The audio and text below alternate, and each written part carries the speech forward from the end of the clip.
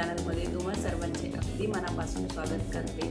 तर बघा आजचा व्हिडिओ काय आहे तर तो म्हणजे की मी माझ्यासोबत जे अनुभव आला तर ते मी तुमच्यासोबत शेअर करणार आहे। म्हणजे तुम्हाला पण त्याचा फायदा होईल की मी काय सांगते ते बघा। कारण आपण म्हणजे कसं आता आपल्याला पण हौस असते, वेगवेगळे ड्रेस छान असे शिवा वाटतात, घाला वाटतात। कोणाचा नवीन ड्रेस बघितला की तसा ड्रेस पण आपल्याला घाला वाटतो, मग तसा शिवून घ्यावा वाटतो।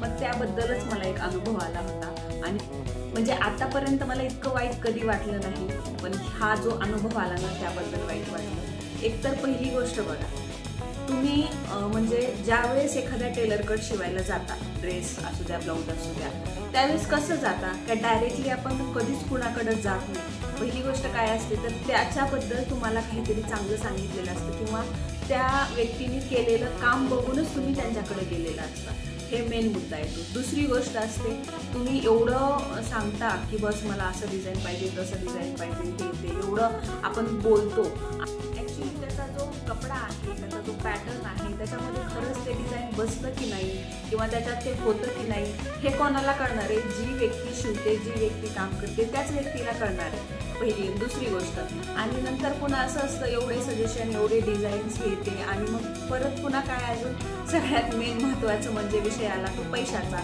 आणि ज्या वेळेस पैसे द्यायचे असतात किंवा पैशाचा विषय येतो आणि ज्यावेळेस शिलाई सांगितली जाते त्यावेळेस खूप अंगावरती येतं, म्हणजे नको वाटतं एवढी शिलाई खूप जास्त होती असं तसं। मग ह्या गोष्टीच माझ्यासोबत काही झाल्या। तर बघा मी सुरुवातीला तुम्हाला साडी दाखवते। मला साडीचा ड्रेस शिवायचा होता आणि त्या साडीच्या ड्रेसचं काय झालं ते पण तुम्हाला पुढे सांगते। त्याआधी जर तुम्ही आपल्या चॅनलवर नवीन असाल तर चॅनलला सबस्क्राईब करायला विसरू नका आणि व्हिडिओ शेवटपर्यंत नक्की पहा, म्हणजे ज्यावेळेस तुम्ही जाल ड्रेस शिवण्यासाठी वगैरे काय तर तुमच्यासोबत हे होणार नाही किंवा समोरच्या व्यक्तीला वाईट वाटणार नाही। तर बघा ही अशी साडी आहे, ही बघा ही अशी ब्लॅक, पूर्ण प्लेन ब्लॅक आहे, कॉटनमध्ये आहे आणि ही अशी काठ आहे ती याची, हा ही उलटी भरली आहे। तर हे सरळ काठ आहे त्याची, जी अशी गोल्डन डिझाईन आहे, मरून कलर आणि ब्लॅक कलर। ही तर साडी कॉमन आहे, म्हणजे साडीत वेगळं असं काही नाहीये। आणि दुसरी गोष्ट की हा पदर आहे। तर आता बघा हा कलर बघा आणि हा कलर बघा किती डल झालेला आहे हा कलर। आणि हे एवढंच आहे पदरमध्ये, म्हणजे ह्या इरकलमध्ये तुम्हाला लक्षात आलंच असेल की ही साडी कशी आहे, खोलत नाहीये, खोलायची गरज पण नाही, साडी सगळी प्लेन आहे आणि सेम आहे। मग आता हा विषय आला, या साडीचा लॉंग वन पीस शिवायचा होता। तर मग पहिली गोष्ट ज्या ताई माझ्याकडे आल्या त्या एक त्यांच्यासोबत वकील घेऊन आल्या, म्हणजे त्यांची मैत्रीण घेऊन आल्या।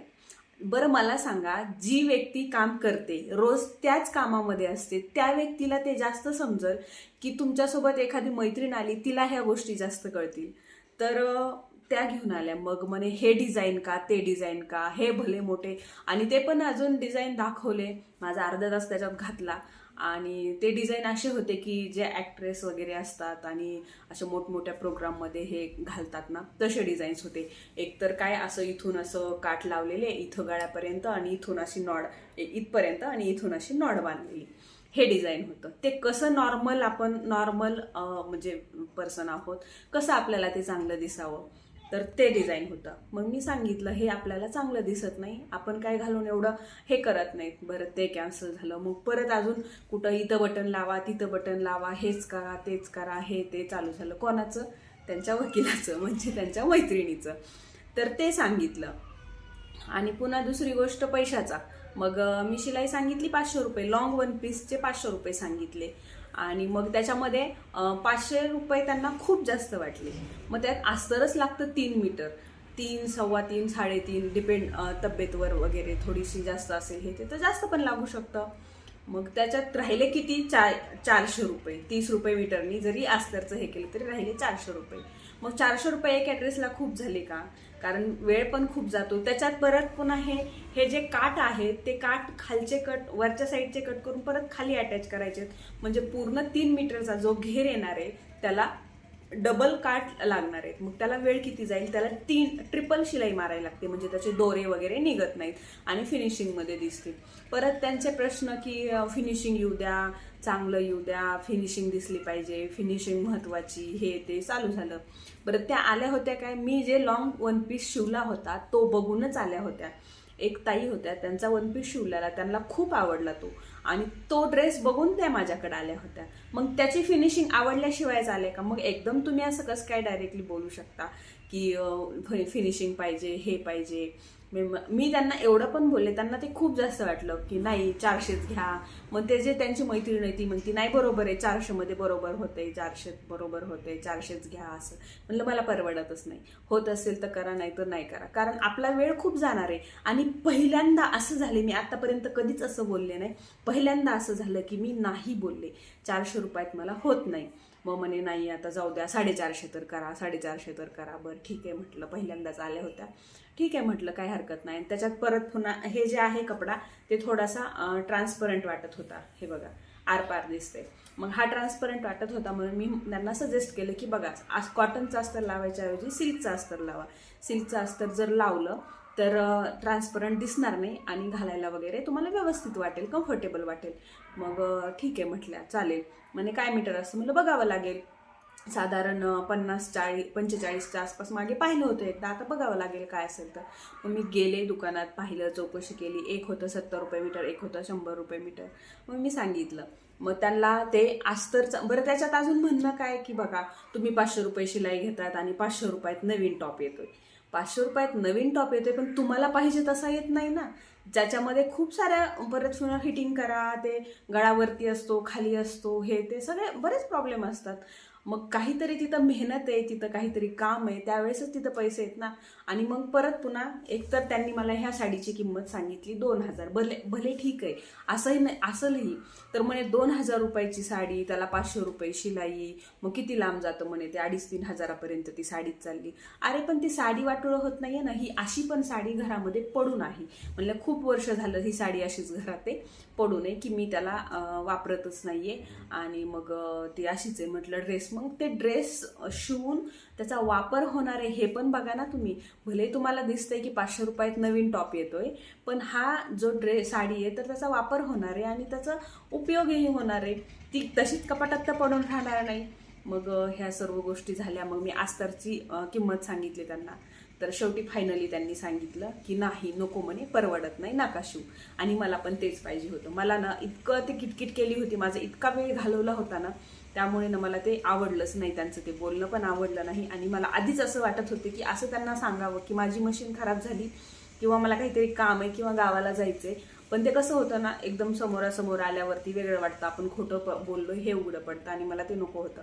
म्हणून मग, आणि मनातून इच्छा होती की मला नाही हे काम करायचं. आणि पहिल्यांदा असं झालं की मी असं म्हटलं की नाही, नको, मला हे शिवायलाच नको. मी बोलले पण 1-2 मैत्रिणींना की हे असं असं झालंय आणि मला अजिबात इच्छा नाहीये की तो ड्रेस शिवायचा. आणि शेवटी फायनली ते झालंच तसं की नका म्हणे, नका शिव. म्हणलं बरं झालं, असं पण माझी इच्छा नव्हतीच शिवायचा. म्हणजे कसं असतं, एखादी जर गोष्ट आपण मनातून ठरवली की नाही पाहिजे, तर ते होतंच तसं. आणि पॉझिटिव्ह जरी ठरवलं ना तरी तशाच गोष्टी होतात. म्हणजे त्यामुळे ना मनातून जर एखादी गोष्ट म्हणलं की नाही, नको, तर ते फायनली झालं. आणि ही साडी आता अशीच परत द्यायची. आणि प्लस त्यांचं होतं की हे जे पदर आहे, तर म्हणे असाच पदर वाया जाईल, आणि मग ह्या पदराचं काहीतरी डिझाईन करा, काहीतरी यूज करा. मग हे एवढा डल कलर झालाय, ह्याचं कसं काय छान दिसेल बरं डिझाईन ड्रेसमध्ये वगैरे. मग मी त्यांना सांगत होती की नाही, हा डल झालाय कलर, हे छान दिसत नाहीये. आता मी रोज एवढे डिझाईन बघते, एवढे ड्रेस शिवते, हे ते, मग त्याच्यावरून माझ्या लक्षात येतच. एकतर मी ना पहिले कपडा बघितला का सांगते, बाबा ह्याचं डिझाईन हे असं छान दिसेल किंवा ते तसं चांगलं दिसेल, ह्या सर्व गोष्टी सांगते. मग एवढं सांगून पण तुम्ही नाही, कुठेतरी यूज करा, बघा कुठेतरी यूज करा. आणि मी एवढं पण सांगते की नाही, मी ड्रेसला कॅनव्हास वापरते गळ्याला, असं करत नाही की उलटं पालटं करून. शॉर्टकट पण आहेत म्हटलं त्याच्यामध्ये, गळा अस्तरला लावून पलटी करायचं, झालं शॉर्टकट. म्हणजे 2 टिपमध्ये गळ्याचं काम होतं. पण जर तिथं कॅनव्हास लावायचा असेल तर ज्या ताई शिवतात त्यांना माहितीच आहे की कॅनव्हास लावल्यावरती ते वेळ जातोच, ते कॅनव्हास कट करा, इस्त्री करा, प्रेस करा, ह्या सर्व गोष्टी. तर हे सर्व असं होतं.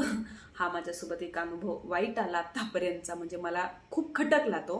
आणि मी नाही बोलले होते, पण ते शेवटी कसं तरी झालं आणि शेवटी म्हणल्या की राहू द्या, बरं झालं म्हटलं. तर तुमच्यासोबत पण असेच अनुभव येतात का?